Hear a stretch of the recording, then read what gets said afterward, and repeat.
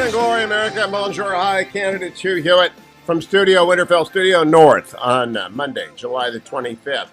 In the year of our Lord 2022, I hope you somehow got under some water and survived the weekend in a lot of part of the country. It is the lead story today. Triple-digit temperatures break records in the Northeast, but they broke records all across the world, and we are going to continue to break records, and we're going to continue to find ways to keep going. We're going to adapt and mitigate and grow. That is the strategy. Adapt, mitigate, grow, develop new scientific technologies to keep more people comfortable and humankind flourishing. Let me, however, tell you that the one thing you don't want to have in your life is the smoke alarm go off at 3 o'clock in the morning because the battery is low. That's what happened last night with the fetching Mrs. Hewitt and I. She, of course, heard it, and I, of course, did not. But she, of course, woke me up to take care of it. She took care of it. I just sort of, if I'm in a deep sleep at 3 o'clock in the morning, it takes me a while to kind of figure out what's going on. I wouldn't be particularly good on the Titanic when it was, I would have slept through that. And all of a sudden there would have been water in the bed and I wouldn't have known what's going on. And so getting a ladder and getting the thing down, of course, you can't take those things off. You can't get the battery out. They're designed to completely make you flee the house, even if there is no fire. But that's why I'm grumpy this morning. What about you?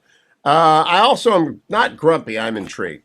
I don't do much in the way of social media over the weekend. I write a column for the Post, and if I see something on Twitter, I'll post it, or a lot of sports on the weekend. But I saw a tweet from, I think, Tim Graham over at Newsbusters that got my attention.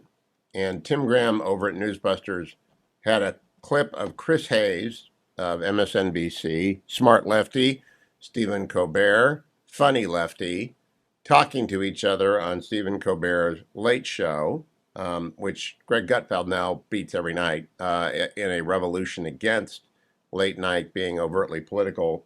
Stephen Colbert is very, very left-wing, and therefore he's very, very political, and center-right America won't watch him. And NBC hadn't figured this out yet. No one's figured out. Why does no one trust television? Because everyone's overtly political and they don't tell you. But sometimes an exchange can be unintentionally revealing. So I posted this on Saturday with just that comment. It's not much of a comment, right? It just says, this is unintentionally quite revealing. And, I'm not a Twitter king. I'm a Twitter princeling. As a blue check, that doesn't mean it's like I'm in the extended Twitter kingdom family. Most people have like 1 million followers, and I've got 192 or 3,000 followers, whatever it is. The center right doesn't use Twitter in the same way the left wing does, and that's fine. But I saw this, and it was liked by 1,150 people and retweeted by 232. It's got 343,000 impressions. That comment, just that little comment. This is unintentionally quite revealing.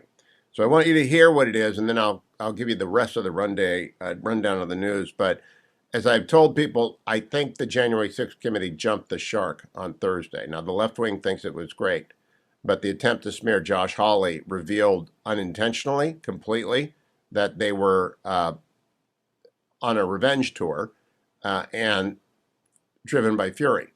I mean, Josh Hawley has nothing. A picture of Josh Hawley running from a mob or a video of it is nothing substantive. It's an appeal to emotion. What Dr. Kissinger talked about in his book Leadership, that we cannot and must not be captive of images, but we are in an age that is captive to image. So that was played by the Nancy Pelosi 1-6 committee for the sole purpose of enraging people, angering people, and getting the built-in left-wing lunatic audience of Trump haters to hate on somebody else. It was the 2 minutes of hate from Orwell, just completely. So this, however, followed that. Chris Hayes and Stephen Colbert, either on Thursday or Friday night, I'm not sure, but I only saw on Saturday morning. Play cut 16 for me, if you will, Jake. All right, so I'm going to ask for your comments on that, 1-800-520-1234. I would illustrate a number of things. Chris Hayes, nice enough guy, just a very left-wing guy, and not particularly bright when it comes to understanding where the center-right is or where the country is generally, says the sheer amount of information, most of it was hearsay, and none of it was new. So there's been no new information about anything in the course of the hearings. Zero, zip, nothing that we did not know already by filings from the Department of Justice and the Washington Post Pulitzer Prize winning investigation into what Trump was doing that day. I mean, everything is a rehash. Secondly, this Colbert saying this is going to change how any congressional hearing is held to a standard. That's absolutely absurd and demonstrates that Stephen doesn't really know anything about Congress, because this is a one-off, a complete abdication of congressional standards and an exercise in the abusive process that repels a lot of Americans as demonstrably unfair. And it's because it's not, quote, as they would have you believe. Chris Hayes says, it is unanimity of purpose across party lines. No, it's the unanimity of Nancy Pelosi's purpose, aided and abetted by Liz Cheney and the other guy. And so they have two Republicans who agreed to serve, and they did not let Republicans name their side of the committee or let them hire counsel. So it's absolutely, I'm not going to call it a show trial because that gives a bad name to some show trials, which at least allow a decent defense counsel or an opposite point of view. And if Jim Jordan is up there in shirt sleeves, Chris Hayes doesn't make an argument. If Jim Jordan is up there in shirt sleeves, what? What happens, Chris? Do you hear something you don't want to hear? Is that it? Because that's what I think it means. He also called himself a practitioner of television, as opposed to a journalist. Now, I'm a journalist. I'm a center-right journalist. I am a conservative Republican who tells you that and then gives you the facts, which I'm about to do in my rundown of the news. But I would like to know what you think. 1-800-520-1234 about that clip. And if you want to add your written comment, go to Twitter, follow me on Hugh Hewitt, scroll down a few of my tweets and you'll find it. I'm just astonished that a lot of people seem to get it immediately. And if you're never afraid to play what the other side says in whole, that means what the other side did is just shoot themselves in the foot. Hang on to that clip. All right. President Biden's COVID-19 symptoms got better over the weekend. Good for that. Pray for the president's complete and quick recovery. He's taking Pavlovics, which I believe all senior citizens ought to take. On U.S. foreign policy, the new boss acts like a lot of old one. The New York Times recognizes that, in fact, China is the problem now, and Donald Trump got there first. And we are looking at a Fed rate hike this week, and for a lot of good reasons, but that means the dollar is very strong. And when I come back, I'll tell you about what that means in the economic report brought to you by Birch Gold over at hughgold.com. But also, New York Times yesterday, the anti-Trump forces continue to move their hope around. Whenever they move on to the next thing that's going to get Trump, because the last thing that was going to get Trump failed, they tell you about it. And the New York Times is now talking about the Atlanta grand jury investigation, the Atlanta prosecutor, and that's the new big thing for the left trying to get Donald Trump. It's the hunt for Moby Dick. And Ahab is the collective left, and now they're focused on Atlanta, where I'm going tomorrow with Dwayne to the American Legislative Exchange Council, and I would encourage all of you to go to alec.org, alec.org, download their reports on rich states, poor states, download everything, and you'll know why I'm going down there. Talk to real people about real issues that affect your lives, the listeners of the Hugh Hewitt. Welcome back, America. I'm Hugh Hewitt. Thank you for listening. On Mondays, I like to remind people, if you're not following me on Twitter, please do. I'm about to talk. I just re-upped my my comment on Saturday that this is unintentionally quite revealing. It's a Tim Graham of Media Busters clip of Stephen Colbert and Chris Hayes talking to each other, demonstrating the ill effects of the blue bubble on people without legal training or deep knowledge of history. I mean, they are living in a blue bubble where they hear one thing and one thing only, which is the 1-6 committee is a great success. It's not. It's got low viewership as national events go, and it's not changed any minds to any significant degree. And it's deeply unfair, and the American people know it's deeply unfair. And that deep unfairness was best demonstrated by the sideswipe of Josh Hawley, who has got nothing to do with what Trump did or didn't do on January 6th, the former president's conduct, allegedly the point of the hearing on Thursday night. But they began with a clip of Mitch McConnell to run him over, and they ended with one of Josh Hawley to shame him and hit him a hypocrite. Nonsense, by the way, for mobs coming at you, run the other way. Did not call on people to take over the Capitol. It's just pure 2 minutes of hate, George Orwell stuff, if you've read 1984. But I genuinely don't think that Chris Hayes and Stephen Colbert have any idea what they're saying. I want to replay that right now. It's really quite astonishing. This is what happens when you combine confirmation bias with ignorance, when you're wearing completely thick partisan blinkers and your blinders to everything else are on while you're in the blue bubble. So the only thing you see in here is confirmation bias, um, uh, endorsing and deepening rhetoric. You're not exposed to anything else.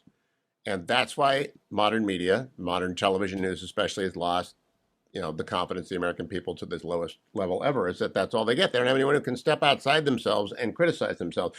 By the way, the attack on the right is expanding. The lead story in the Washington Post today is an attack on the Claremont Institute and my longtime colleague and friend, John Eastman. I disagreed with John's assessment of the law. I do not believe he committed any crimes. They failed to neglect that not one member of the law school faculty at Chapman signed the letter against him. They had a letter against him at Chapman signed by, and it was, by John's view, defamatory, and the university did not argue with him about that. The law school was led by John for a number of years, and leftists, centrists, and conservatives all liked him as a dean. John, though, is a rigorous scholar, reaches his conclusions and hangs on like a pit bull. He was wrong on the 14th Amendment, and I still think he's wrong on birthright citizenship, and he was wrong about the Electoral Count Act. But wrong doesn't mean rotten, and John is a brilliant scholar. And the Claremont Institute, where he continues to head the Center for Constitutional Jurisprudence, continues to prosper, but they're opening up an assault. What I read in that especially is they're broadening the assault to include Larry Arnn, who used to be the leader of the Hillsdale, of the Claremont Institute 20 years ago, before he took over Hillsdale College, and they're going after Hillsdale College.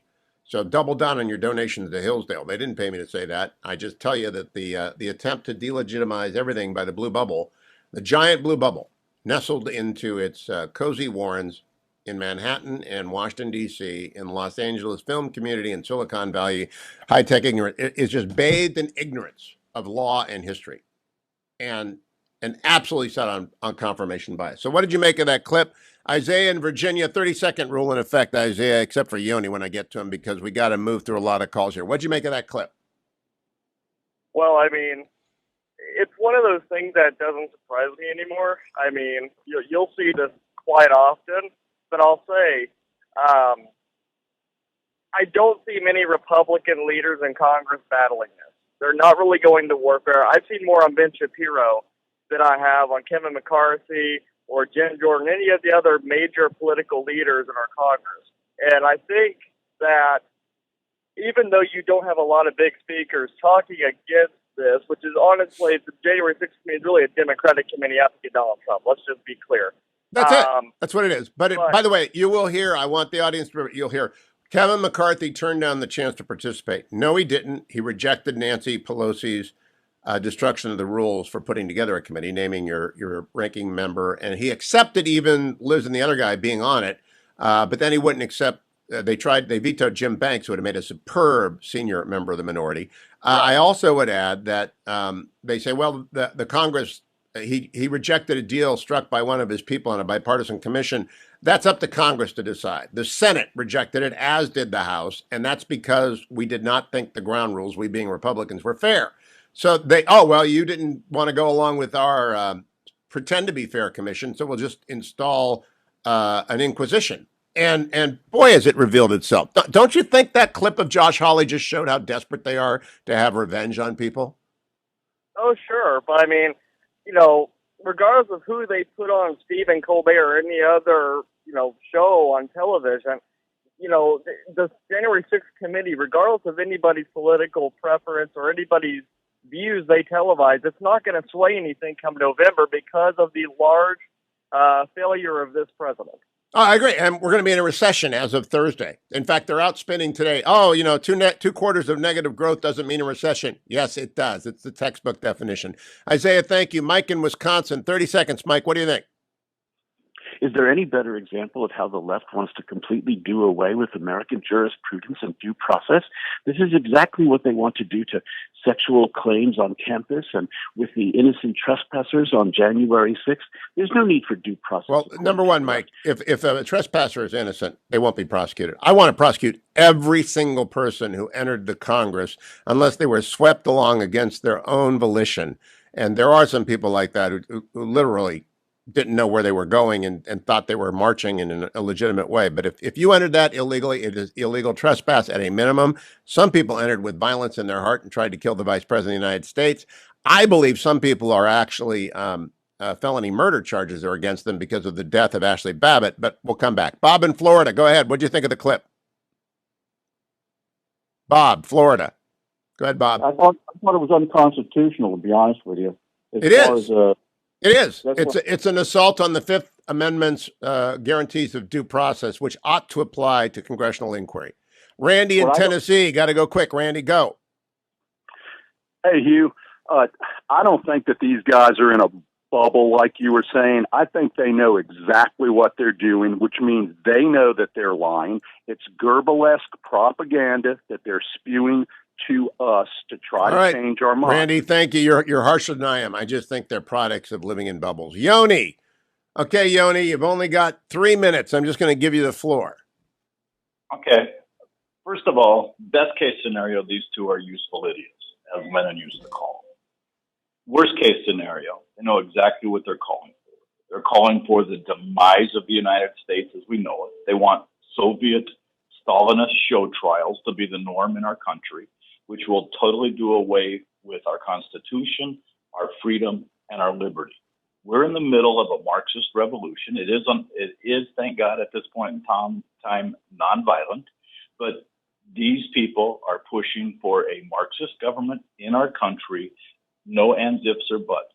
If this is a fair committee, and if this is the way that things are going to be run from now on in the United States, what's going to happen with our whole criminal justice system? It's going to completely collapse because you're going to have show trials that will eventually go down to regular criminal proceedings, and we will become the Soviet Union.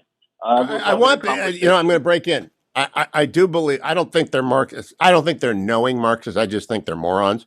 And I really think they're ignorant of law and history, and they know not what they say. I will say this. I also believe, I don't want the Republicans to do to Hunter Biden what the Republicans are doing, what the Democrats are doing to Josh Hawley and everyone else caught up in the backwash of this thing.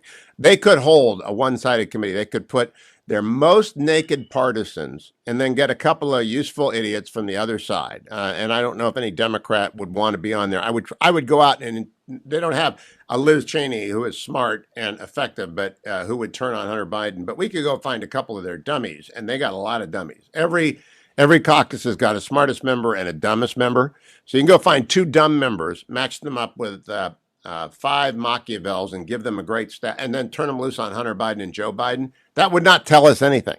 I mean, we've all seen the videos. I don't need to see the videos out of context, and I don't need to see videos of people defending Hunter Biden when they didn't know. As you say, show trials, Yoni, they're not a mark of any free society anywhere. No, that's correct. And regarding Hunter Biden, we know that he violated federal firearms laws. I want to see him prosecuted for that in a fair court of law, and that he stands before a jury of his peers. I'm not familiar with this. I'm not familiar. What did he do on federal firearms laws? I don't follow it very closely. I just view him as an addict, and it's unfortunate. He falsified the 4473, which is the form that you fill out when you buy a handgun. And he said that he was not a drug addict and doesn't use drugs habitually. Okay, so it's a false statement act. You know, that he's an addict, and addicts do terrible things. And I have a great deal of compassion for him. I hope he's clean and sober. And I understand his father's solicitude for him. I hope it did not result in Chinese corruption of the government. But welcome back, America. Senator Tom Cotton of Arkansas joins me. 2 big subjects on the table, CHIPS Act and the Nancy Pelosi 1-6 committee. Good morning, Senator. How are you? Good morning, Hugh. I'm good. I'm a little hot. It's been a hot time down in Arkansas. I know you're enjoying cool weather up in Maine, but you need to come down and suffer with the rest of us.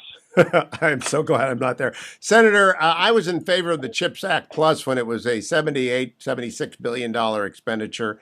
It's gone to $280 billion. I don't know what's in there. Are you going to support it? No, Hugh, I have not. I've generally supported efforts to try to bring more semiconductor manufacturing back to the United States. In particular, the most urgent challenge is diversifying the manufacturing basis for a company known as the Taiwan Semiconductor Manufacturing Company, TSMC. They make the world's most advanced semiconductor chips. And it's not safe for Taiwan or for the United States or for the world economy to have those chips made only on an island that's 120 miles away from mainland China, which has thousands of missiles aimed at it. So I think there's more targeted approaches we could get to help TSMC diversify its manufacturing base without, in my view, some of the problematic provisions of this massive bill, putting aside the amount of money it spends. I'm not sure that money is correctly targeted at the core of the problem, nor does it have sufficient security and counterintelligence measures, especially at the National Science Foundation, which is basically an academic grant-making institution, and our universities and colleges, many of which, suffice to say, do not follow best practices when it comes to protecting its Chinese espionage. You know, I don't know if you followed it, but Rishi Sunak aimed a big barrel at political nightmare at Liz Truss over the weekend by pointing out that when she was Minister of Education, Confucius Institutes opened up 30 of them in Great Britain. And those are thinly veiled fronts for the Chinese Communist Party. It'll be interesting to follow that. But I want to go to the Nancy Pelosi 1-6 committee, Senator, because Josh Hawley is your colleague. And when that committee departed from its alleged intent to smear him and attempt to shame him by the manipulation of image, not only did they fulfill what Dr. Kissinger told me on Friday on this show, that we are in an age of image that is replacing reason, I think they nakedly revealed that they're fueled by rage and fury and no other mission at all. What did you make of that particular moment? Hugh, I think that was clear from the very beginning of this committee. It was clear in Nancy Pelosi's refusal to seat Jim Jordan and Jim Banks as Republican members of that committee, a break with precedent going back to the beginning of the House of Representatives in the 18th century. And I think what you've seen over the last few weeks is why Anglo-American jurisprudence going back centuries has found that adversarial inquiry, cross-examination, is the best way to get at the truth. There is no one on that committee who takes a view different from Nancy Pelosi, or even a view that's like we should examine the full context of all of these statements, of all of these recordings, of all of this video. We have no idea if the videos and the audio recordings and the testimony is being presented in its full context. For instance, all those snippets of depositions you see the committee putting up, they've never released the full transcripts. They've never released the full videos. We have no idea what those witnesses said in the full context of their depositions. And even if we had those, there was no lawyer in the room who was probing in the other direction. So, for instance, you remember, I think one of the witnesses testified that the president supposedly lunged for the steering wheel in one of the presidential vehicles. Well, did anyone ask the Secret Service agents who were in that vehicle whether he did that or not? To my knowledge, they did not. Why? Because it's such a convenient story for them. Why would they want to get in the way of the story? This is why they hired a former TV news producer to make these hearings.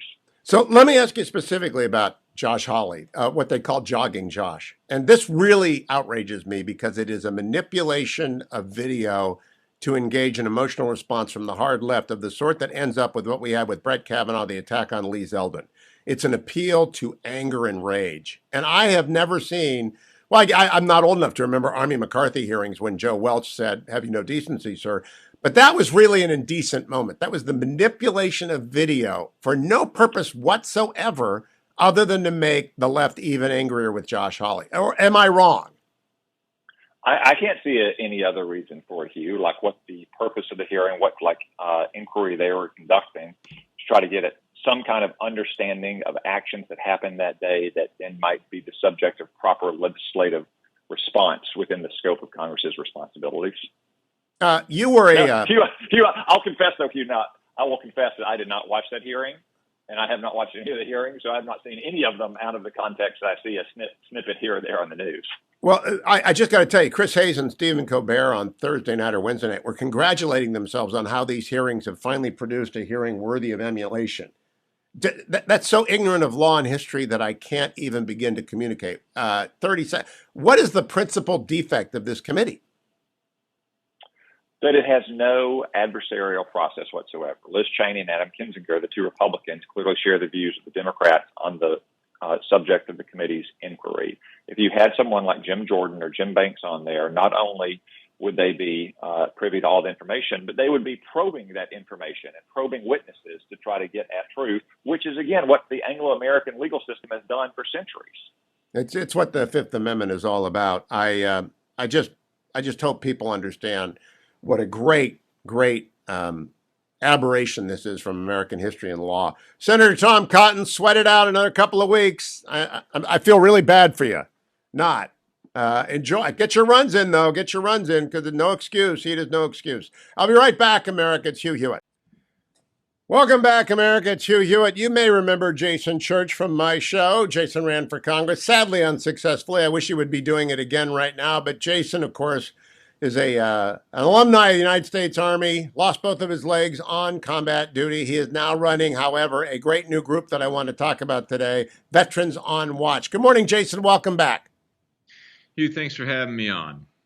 Now, I wanted you to run for Congress again. You chose instead to do Veterans on Duty. What's the deal? Why did you do that rather than run a second time?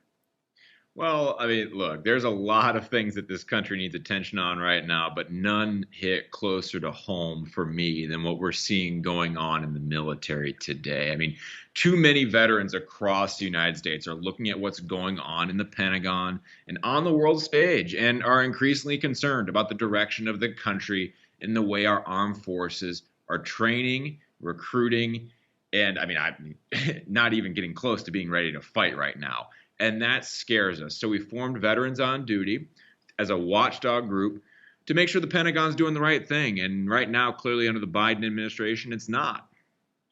Now, Jason, there's a good side to not having you in Congress is that outside of Congress, you can say and do whatever you want.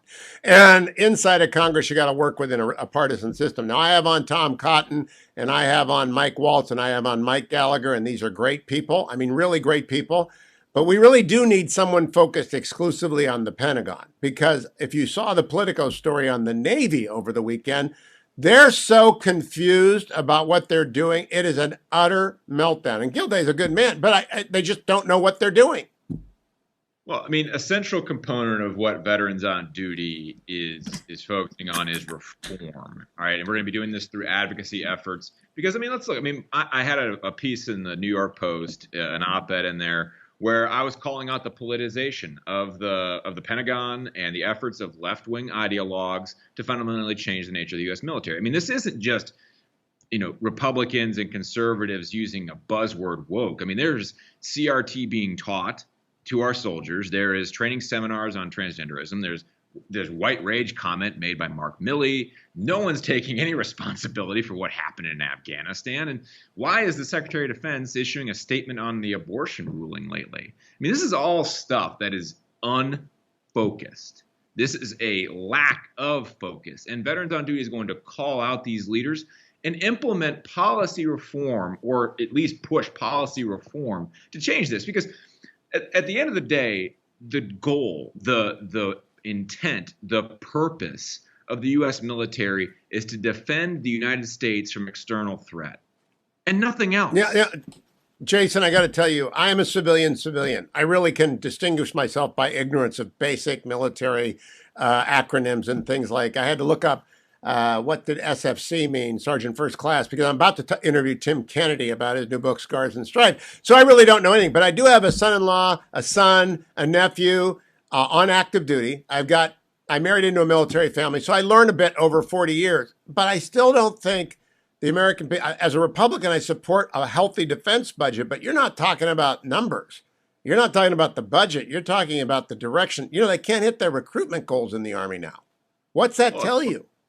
Yeah, I mean, it shows me that the priorities are out of whack. I mean, at this point, if you're not even hitting recruiting numbers, and this has been the worst it's been since we have implemented an all-volunteer force. I mean, we are seeing a total lack of interest. People are leaving $50,000 signing bonuses on the table, right? And it's hard when you have the left out there and they're saying that this country isn't even worth it to begin with. How are you going to start recruiting people to fight, sacrifice life and limb for it? I mean, that's the problem right now. And it does go beyond just the ideological component. I mean, there is an element here of budget reform. There is an element here where we need to start looking at making sure our force can fight the wars of tomorrow and not be looking at winning the wars of yesterday. And those are all things that require the Congress to become far more proactive in this process. They need to be holding military leaders accountable. We need to be reforming how things are bought. And this is some of the stuff that Veterans on Duty will be hitting. Now, what's the website for Veterans on Duty? The Twitter handle is just that, Veterans on Duty. And yours is Jason Church WI. But what is the website for Veterans on Duty? It's vetsonduty.org. Again, that's vetsonduty.org. Come to our website, check us out, join our cause. We're bringing the fight to Washington, and we're going to be doing it the same way we all did in uniform. If you served, or if you're someone much like yourself who understands, by having married into it, what happens and what the sacrifice of our men and women in uniform are, I implore you, I ask you all to join us, because this is a fight that we have to take to Washington. Now, when you take it to Washington, what does that mean, Jay? Explain to people why advocacy groups exist and how they operate. I didn't know about Vets on Duty until our buddy Noonan called me up and said, "Do you know about this?" And I didn't. So I'm eager to help you get the word out, but people want to know, okay, how are you operating? What are you doing? Well, there's a few things. One, we're going to start publicly putting out pieces like this, like I did in the New York Post the other day. I'm only one of many veterans who are putting a voice out there to this. So you're going to be starting to see more content from us coming out. The other part of this is going out and finding people to run for Congress, or helping people who are running for Congress who have the same goals and mindset, understand the intent and purpose of the military, and won't be persuaded or changed by that swamp in Washington. Because that's what happens sometimes. You get people who go out there and they get engulfed in the system, and we need fighters, obviously, like Tom Cotton and Mike Waltz, who go up there and bring it every single day. But they need allies. They need people up there who are going to be able to lend a voice with them. Because like you said, you're just one of 535 people. You need more, and we need to amplify that voice. And that's what Veterans on Duty is going to have a huge part of. Vetsonduty.org, vetsonduty.org. Now, Jason, the cycle in American history is a Congress full of fighters, then one not full of combat veterans, then one full of... We are on the upswing as the greatest generation 2.0 shows up in the halls of Congress, people who fought in the long war after 9/11. Do you think Congress is going to change significantly from what has basically been a non-experienced? They're not they just don't know anything. They know less than I do. And that's nothing about military culture, needs, even budgeting. I honestly don't think they know what they do when they do a CR to the Pentagon as opposed to a budget. Yeah, Hugh and I, you and I would know that one of the biggest things that Congress does every single year is pass the National Defense Authorization Act. And for your listeners, this is the budget for the military. It's passed on an annual basis, and it's the biggest spending bill that goes through the halls of Congress. That's discretionary spending, and that's how it should be. I mean, that's what our federal government should be focused on, is the defense of the nation. The problem with the process right now is you're getting Democrats who are trying to implement this cultural reform, taking focus away from the warfighting function. I think part of this stems from, like you said, a lot of people who are in the Congress right now who haven't put on a uniform. But I'll be honest. I think there are a lot of good fighters out there who understand that the military is the priority of the federal government, even if they haven't put on a uniform. The problem is that the other side of the aisle right now clearly doesn't understand that, clearly doesn't care about it, and is more interested in implementing the political and cultural reform because it makes sense to their base. It gets their base all happy and riled up. And that's a big problem, because now we are exposing ourselves, and we are certainly more vulnerable now as a nation than I think we were 20 years ago. Well, I've got to agree with you. For one last thing, I want to go back around to this Politico piece. The general officers of the military underwent something of a politicization during the Obama years.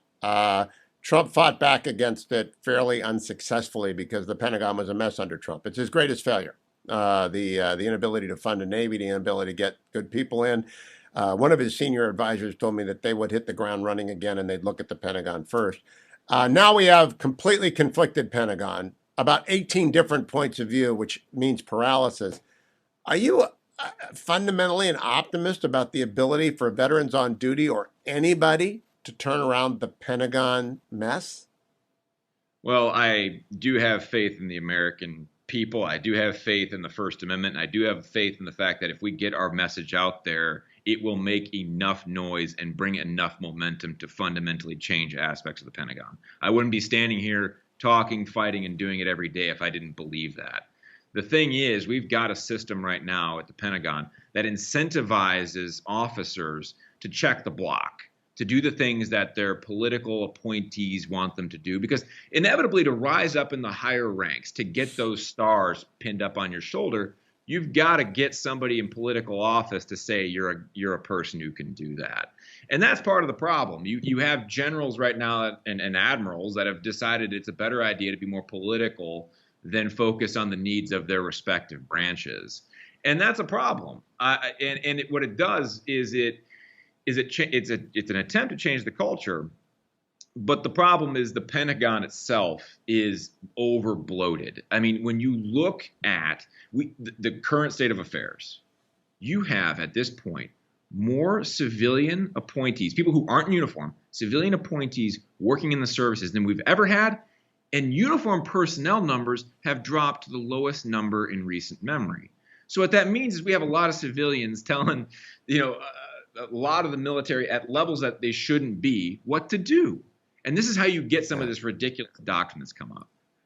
Last question, Jason, on behalf of everyone who's in the military right now, and my kids are fine, but the basic enlistee had 9% inflation and a 5% pay hike. What's that do to people? I mean, you know what it's like. You were a first lieutenant, right? You had to command a platoon of 18, 19, and 20-year-olds, and some of them are married and they don't have any money. My brother is currently serving, and he's enlisted, and I certainly am hearing from him the problems caused by inflation, the problems caused by the rising cost of everything. And our service members don't earn that much money. I mean, no, they don't. They earn it, and especially when you're talking about the lower enlisted, and this just stops them from being able to. They have to spend more money on basic needs, and they're not able to invest. They're not able to start putting money away so that maybe that time comes where they separate from the service, and maybe they want to start a family. Maybe they want to put a down payment on a house. And these are things that they are not able to do in the current economy, and that's a darn shame. And they also don't reenlist. They also say, I can't afford this for 4 more years. And that's why I reenlist. Well, Jason Church, keep coming back. Veterans on Duty. The website is vetsonduty.org. The Twitter handle is Veterans on Duty, fully spelled out, but the website is vetsonduty.org. And Jason Church, WI, good to talk to you again. Thank you for joining me, Jason. Hugh, thanks for having me on. I love talking to people who know what they're doing. Welcome back, America. It's Hugh Hewitt. My buddy Andrazik, John Andrazik, Fight for Fighting, called me up about 6 weeks ago and said, you got to come see a movie. And I said, I don't want to go downtown D.C. 6 weeks ago. John, what's it about? He said, it's about the collapse of Afghanistan. Oh, okay. And you'll meet Tim Kennedy. And I honest to God said, and no offense to my next guest, Tim Kennedy. Who's Tim Kennedy? Because I don't follow mixed martial arts or the UFC. And he said, well, what are you, a moron? Everybody knows who Tim Kennedy is. But I didn't. And so I got to the movie. I saw it, met Tim Kennedy. And then I read his book, Scars and Stripes. And I'm very glad to talk to him now. He is a Green Beret, a sniper, and a former MMA fighter. He was on History Channel's Hunting Hitler and Discovery's Hard to Kill. There's a lot about Tim Kennedy, and it's all in this book. Tim, welcome to the Hugh Hewitt Show. Man, it's a pleasure. Thanks for having me. You know, I met you briefly at the film, and I spent a lot of time talking to Nick, but no time talking with you. And then I read your book, and I said, wow, what a backstory. But, there are a lot of people like me who are 66, and they've never watched MMA or UFC. Are you finding that the country is divided into those who have a complete clue and those who have none about MMA and UFC? Yeah, I actually get along way easier and better with those that have no idea who I am, because the fight fans, they're a different breed. They're hilarious, and I love fighting for them. 20 years as a professional athlete, but we honestly don't have that much in common. So every time it's like, man, who are you? I'm like, we're gonna be friends. We have a better chance already. Yeah, well, I love your dad, by the way. Your dad raises kids the way I think kids should be raised, which is come home at the end of the day. And I just love it. I want to get to UFC and MMA, but first I want to talk about the most important thing about Scars and Stripes. It's about your time as a Green Beret. It's about your time going back to rescue people in Afghanistan. That's what the new movie you and Nick made. Do you have any idea when it's going to drop, Tim Kennedy? I mean, so it's funny you ask. We just decided in the past 48 hours that we are going to rush our documentary about the fall of Afghanistan. So myself and 3 other men went into Afghanistan, and we moved 12,000 people in a matter of 10 days, 17,000 people since the total collapse of the country. But in 10 days, we moved 12,000 Americans, green card, P1, SIV, essentially Americans' allies that have been over there or that were going to be killed by the Taliban. We went over to get out. And the complete catastrophic strategic failure that was the leaving of Afghanistan in that time is what this documentary is about. It's what happened in real time on the ground. And I think we're going to rush it. Next month is the 1-year anniversary. And we're going to try to – we're not even going to do the film circuits. We're just going to go straight to delivery because this movie people need to see. Well, I called up as soon as I saw the rough cut, and it is a rough cut. Yes, sir. I called up Mike Reed, who runs SalemNow.com. I said, try and get the distribution rights to this movie because these are heroes, and we need to tell their story. And Scars and Stripes comes out at the same time, and it's your story, but it's also the story of these men who went with you. It's the story of Sea Spray, who's now in Ukraine doing squirrely stuff, and Sea Spray must be an interesting character. Do you stay in touch with him? No, I just got back from Ukraine on Wednesday, and in the past 3 days, Sea Spray just rescued another American, another journalist that was wounded while trying to report the war atrocities that are happening over there. And Sea Spray went into enemy lines and rescued this guy. Absolutely heroic. When somebody finally makes a movie about this man, it is going to be something unbelievable. Nobody's going to believe what this man did. Almost every special forces person who is at anywhere other than the left edge of the bell curve is worth an interview and a book. But yours is particularly notable because of your roundabout way. And there's a low point outside of Morro Bay. I know Morro Bay very well, Tim. I represented the largest landowner in Morro Bay who had Morro Bay kangaroo rats all over. So I would look at that rock all the time. So when you're talking about walking naked into the bay with nothing on your mind except perhaps not coming back, I'd love to meet the lady. I hope the lady who is standing on the shore gets wind of this book because it's actually one of those inflection points where an angel shows up and saves a life. I mean, so I don't know how to find her. She might, because, Morro Bay is a retirement type town and a tourist town. But this was pre-cell phone, right? So I took my pager and I dropped it on my clothes. And I don't know if this was through divine intervention or, if that was literally an angel or if that was just some amazing woman. But she would have had to have hopped into a car. This is in darkness during, there's fog and darkness early morning. And she would have had to driven into town to the Coast Guard station to get help. So I don't know who she is, but man, she definitely saved my life. She did, and there's got to be a salty old senior chief in the Coast Guard somewhere who's going to read this. I also want to ask you, maybe we'll wait until after the break, about Sergeant First Class Will Summers. And I want to talk to you a lot about UFC as well and MMA. We're going to take a break here and come back. Let me tell everyone, Scars and Stripes is an eye-opening book that you should read only to understand what the collapse of Afghanistan was like on the ground from someone who does not have to worry about the next up in the line of command. Tim does and can and delivers the truth about those awful dozen days at the end of the 20-year war, and the good, the bad, and the ugly, indeed the grace-filled and the courageous. Scars and Stripes tells it all, as it does about the UFC and MMA. More of that coming back on the other side. Stay tuned, America. I'm Hugh Hewitt. And I don't understand what's happening. Welcome back, America. That's John Androsik again. Blood on My Hands, the song he was moved to write after watching the collapse of Afghanistan. Tim Kennedy wouldn't watch. He got on a plane, thanks to our friends in the United Arab Emirates. And by the way, their ambassador is a friend of mine, Tim. They really made stuff happen. I just love the fact that your book calls out the UAE and all that they did. I've learned from veterans of Afghanistan. Their special forces were alongside our special forces in Afghanistan for most of those 20 years. Did you ever fight alongside a UAE special forces guy? Yes, sir. In my second trip to Afghanistan, I was working directly for the coalition, and in the book, I mostly describe a few specific missions with the Czech Special Operations. Right. But during that time, when I was working for the coalition, that did include the UAE. So I did work directly with them, and they were extraordinary. They also had, because all their food was halal, they had really, really great food. So I went over there often. All right. Now, I also want you to tell us about Nick before I get into UFC and MMA. Tell us about Nick, because I did talk to Nick. He's an amazing guy. And by the way, I don't know how you got him to get on that plane. His wife probably was going to kill him. You, I can kind of see leaning into this, given you're ready for anything, Tim. But Nick, I just can't imagine he got on that plane. Man, she said something really profound, and it's something that I think a lot of veterans really wanted to do and were voicing, but didn't know how an outlet to do it.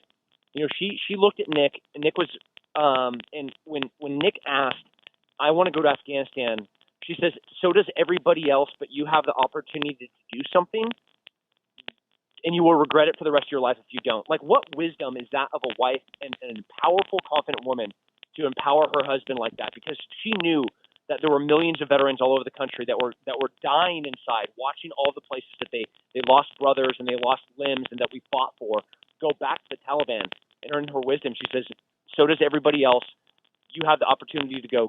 And that is remarkable. He's remarkable. Now, I want to ask you about one other individual in the book, because I always do believe in due process. And at the end of the movie, you know, I want to know, who is this colonel in the 82nd Airborne who made that mistake? By the way, my wife, who does not dive deep into military matters the way I do, she understands the military life better than I do, because she pitches in whenever someone's deployed.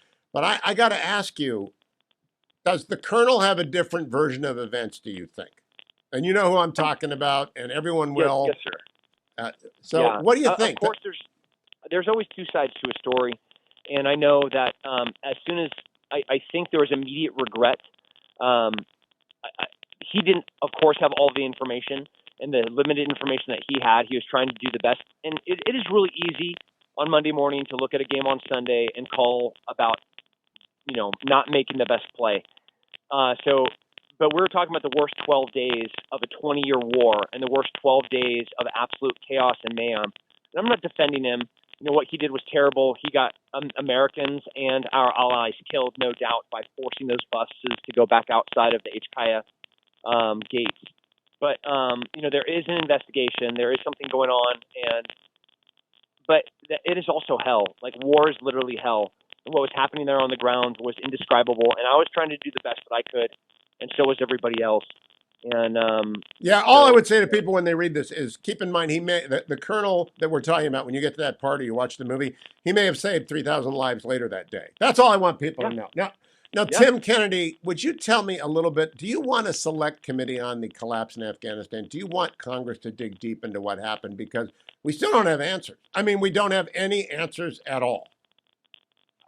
I would say let's move on. If we hadn't done this before, this is not the first time that we have tried to leave a place ineffectively, and it cost thousands of lives. And so we need to learn from this. We need to not do this again. If you know, whether you believe in nation building, whatever your foreign policy is, I think everybody can agree that what we did here was terrible. So we need to document what were the decisions in an AAR, sustains and improves. What are the things that we did right, and what are the things that we did wrong? The things that we did wrong, we never need to do again. We do not need to give up strategic ground like Bagram and Kandahar when we're in the middle of removing people out of a country. We don't want to give up the tactical and strategic focal points so that the Taliban can take control, the strategic and tactical control of the country. We should have known that. And the fact that we didn't. Number one lesson from your book, if we're going to leave, execute the withdrawal of your allies first, then your soldiers second. Don't leave them. And they're dying every day, and I cover that. Now, Tim, let's do some fun stuff. If you're new to UFC and MMA, and I am, and I was until I read Scars and Stripes, the description of the San Luis Obispo training you went through and of the circuit you rose through to become a champion is quite a revelation. I don't know how anyone emerges not paralyzed, actually. Well, we definitely come out dumb on the other end. So, and a little bit uglier if you see my face. You didn't look ugly to me, but I mean, when you first walk into those gyms, are you now acting towards would-be MMA, UFC fighters the way they acted towards you when you showed up at the, whatever they call it, the pit, whatever in San Luis Obispo? No, it's a polished, proper sport now. The athletes make millions of dollars fighting. When I was fighting for $1,000 for a bare knuckle fight in Tijuana, it's a way different thing than the Conor McGregor and the Chuck Liddells and the Ronda Rouseys. Now we have legitimate belts with legitimate organizations and drug testing and commissions. So it's a way different thing now than it was when I started fighting. So it's so interesting to me that you say that, because it seemed to me wholly unregulated when you did it. And wholly unregulated boxing went the way of all human things when they realized people could get killed. And now you're telling me UFC is regulated to a level of excellence that life-threatening injury doesn't happen? No, never. They are the athletes that come from UFC. You see high-level collegiate wrestlers, judo, world champion jiu-jitsu fighters. All of these people that are coming to mixed martial arts. These are, they have performance training centers. You have USADA, which is the United States Anti-Doping Administration. So all the athletes are tested. Everybody is a true professional athlete, and they're all making millions of dollars. They're not making enough, nowhere near enough. The promotions still underpay the athletes, but that's a different problem. So it has been from the beginning of time with entertainment, right? Only recently did college football players begin to get even a taste of the value they are bringing to their university. So, Tim Kennedy, you're retired from fighting, correct? Yes, sir. And how long ago did you do that? 3 years ago. Why did you make that decision? Kind of what we're just talking about. I have a lot of great businesses. I have 8 companies that are very successful, and I didn't want to get punched in the face to make someone else more money. And when I wanted to be world champion, all I could focus on was being world champion. The money was never part of it. I just wanted to fight and be recognized as the best fighter on the planet. As I got a little wiser, not necessarily smarter, but wiser, doing brain damage to make someone else money didn't seem like the best route for me to make a living.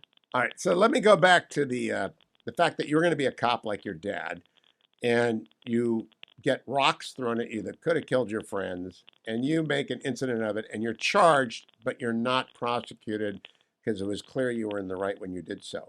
Are you bitter about that, or do you recognize now that as the door opening that you didn't realize was opening? Yeah, what do you regret in life? Do I regret watching a guy throw this this large boulder, this large rock at a little child next to me? Could I have not done something? I don't have it in me to not do something. So there's no way that I could watch, my pastor's son almost get killed by a rock and then be like, oh, I'm okay with just sitting here and telling those guys to go away. For evil to conquer, it takes good men to do nothing. And I think we've been living in an era where people have been doing nothing for far too long. And it's time for good men to stand up and do something. So I don't regret what I did. I would, at the time it felt catastrophic and like the end of my world, but I would still go back and I would tell that younger version, that 21-year-old version of myself, shoot faster and more accurately. All right. So the moral of the story is every young person, you're going to hit an inflection point when you bottom out and you are disappointed in the most extreme by life, whether it's with relationships or relationships plural, or with job plans blown to hell, or with all sorts of things, and you have a choice to make. The senior chief shows up. That's the best story in the book, Tim. I mean, I like the story of saving thousands of people because it's America at its best. But in terms of readers of Scars and Stripes, that's going to be the takeaway if they're young. You don't walk into the water. No, and if you do, you keep swimming. I could have gone down to the drink. I could just been enveloped in the cold, dark arms that are the ocean. But I wanted to live, and I wanted another day. Not when I stepped into the water. I don't know what I want when I stepped into the water, but there was no. There was just emptiness there. So you're 100% right. Don't go into the water. And if you do, and there are people that are there that are treading water right now, it's never too late to reach out for a helping hand to pull you up out of the water, figuratively, literally, and metaphorically. That's That's the takeaway. And this, by the way, is not a PG-13 book. It's an R-rated book. And so you don't want to give it maybe to your 8-year-old. But if you want to give it to your 14-year-old, I think that's fine. I think that's fine. Last question, Tim Kennedy. I just talked about this with Jason Church, who runs Veterans on Duty. The Army isn't making its recruiting numbers. The Navy is going to be down to that. Why is that? I mean, you were ready to go. You went the whole. I mean, your Green Beret training. If anyone wants to be a Green Beret, read this because it's the real deal. It's not glorified. What is the Army's problem? It's twofold. It's a culture problem. We have the lowest percentage of American youth that are eligible for service in history. They're fat, they are weak, they are broken, they're using drugs, and all of those things make them ineligible for service. All of those things take waivers, and that is a national disaster. Like that is a strategic breaking point for us to not have a healthy youthful population that are even eligible for service. That's one problem. The second is the military has, we do try to be ahead of cultural issues. You know, we're working on breaking segregation. We're, addressing gays in the military. But when the full focus goes away from being the most lethal fighting force on the planet, I don't want to be part of it. I want to be part of the greatest, most violent group on the planet Earth. That if the nation asks us to go fight our wars, the whole entire world is like, oh my God. General Mattis used to say, "No better friend, no worse enemy," and right. I love that. That's right. Let's close with this. The guy I would like to read a book by, who is described in your book, is Sergeant First Class Will Summers on page 108. Would you tell people about him? Will Summers was one of the first men to go into Afghanistan. The Horsemen, famous story of 12 Strong, written about them. There's a monument to them in New York. They literally rode to fight against terrorists on horseback. This Will Summers was one of my trainers. He was a great Christian. He's a brother that was a mentor to all of us young men aspiring to be Green Berets. He was vicious. He was ruthless. He was fearless. There's no fat on his face and his body. It was just sinew and hate coming out of his eyes. And he built a generation of warriors that went on to fight in this 20-year war. And he was one of many that did the best that he could. I love that man. Well, the 18 X-rays, the people who don't know what that means, go read Scars and Stripes. But Tim Kennedy, I enjoyed this book immensely. I hope you'll come back when the movie is available because I want people to go to see it. I want Nick to come on as well. They've got to see what happened. It's the 1-year anniversary. And you're telling me it's going to be up and available within a month, you think? Yes, sir. We're doing everything we can, working around the clock to get this movie finished in the final product. Yeah, don't make the perfect the enemy of the good. It's good enough what I saw. Tweak it and get it out. Tim Kennedy, great to talk to you. Scars and Stripes available at bookstores everywhere, at Amazon and BarnesandNoble.com. Tim, nice to talk to you again. Thank you, sir. Thank you.